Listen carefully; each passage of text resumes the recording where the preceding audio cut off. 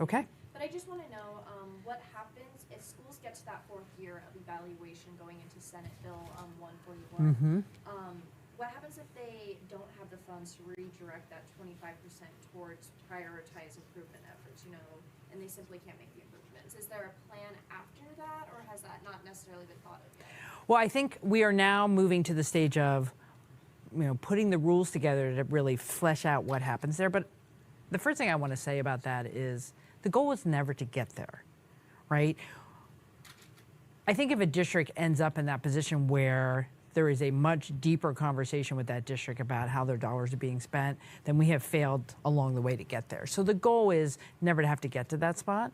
And I think the other thing that's really important is it's not about the state taking over a district. It is about the state and a district sitting down and say, look, for whatever reason, you're just not hitting your mark. What can we be doing differently? And giving them the ability, it may be a very difficult situation, to redirect some dollars to be more focused. I hope we never get there, but we have a lot to do to figure out how that would actually work. So in the next year, the department will be working on the rules to figure that out. But let's never get there, right? Let's make sure districts have what they need in this first, second, third year, so they're on track to hit their outcomes. That's our goal.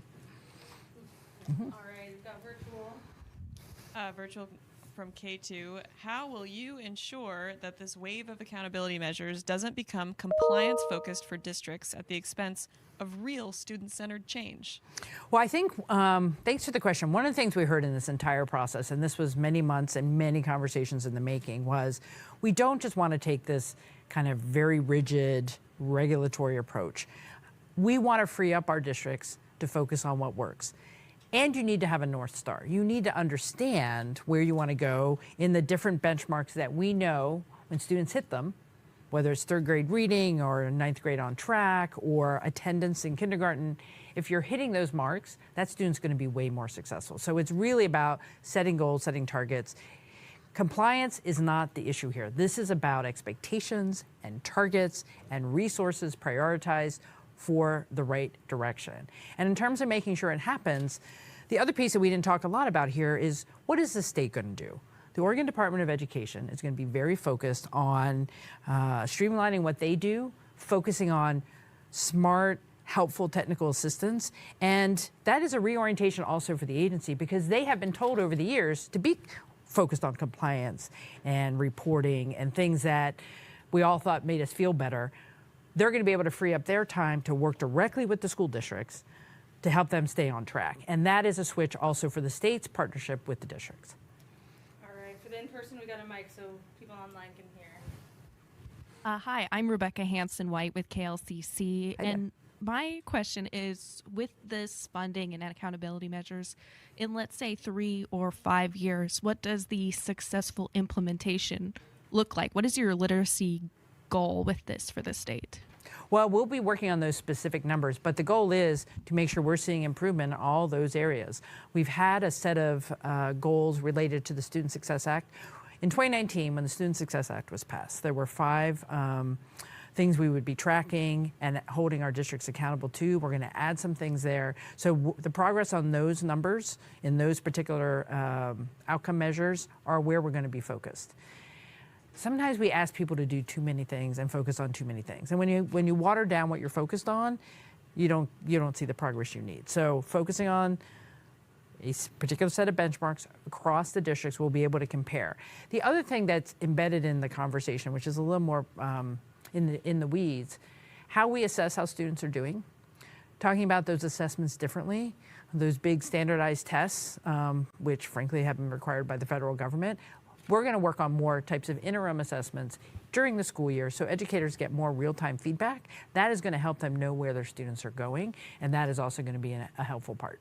I want to also talk about the current service level bill, and I appreciate the superintendent's comments. We're always going to be doing everything we can to get as many resources into our schools. When districts know what it means when the number comes from the state, how it's going to be split up in the 2-year biennium is really important. We've literally been having that conversation for 2 decades. I cannot tell you how that clarity is just going to make it easier for districts to plan. And when you can plan, you can achieve better.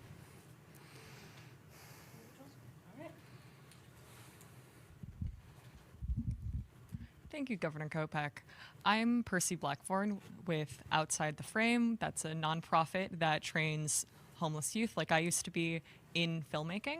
My question for you today is, what will schools in Oregon feel like and be like if Bill 141 succeeds? And also, what will it take, in your opinion, for that bill to succeed?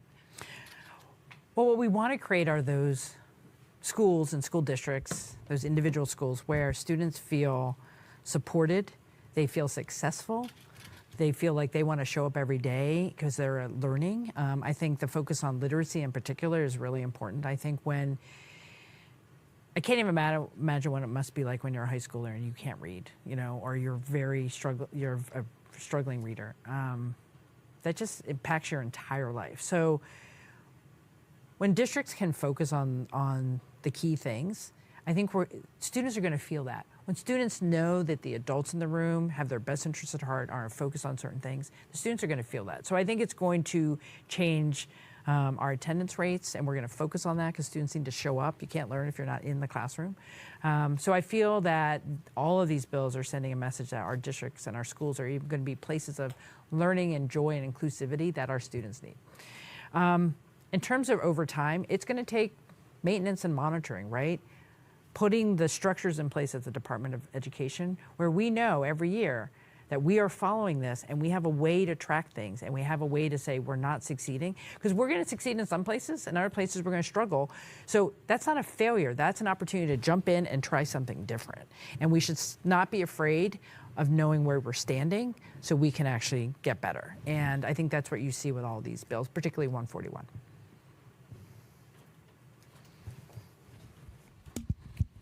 Hi, I'm Lily St. Angelo. I'm from Lookout Eugene Springfield, new online publication in Eugene. Go Lookout.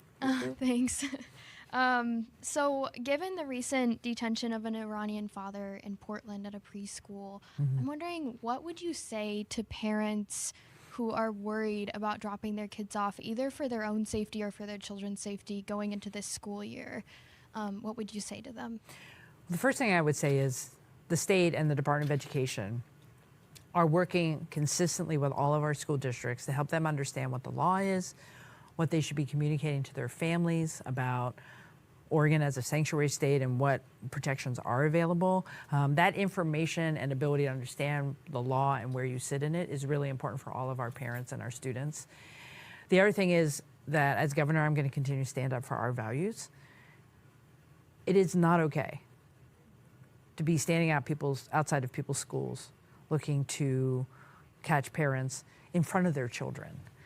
That is something new in this country. We have had places in our country, our churches, our places of worship, our schools, where that was not an acceptable thing to do. And that situation that happened out in Washington County, we got to keep that from happening again, because it does send a chilling effect for our families. So top line is, we're going to keep standing up for what we believe here. We're going to educate people on their rights and send a clear message to the Trump administration that that is not okay, and we need to stop that. Any virtuals?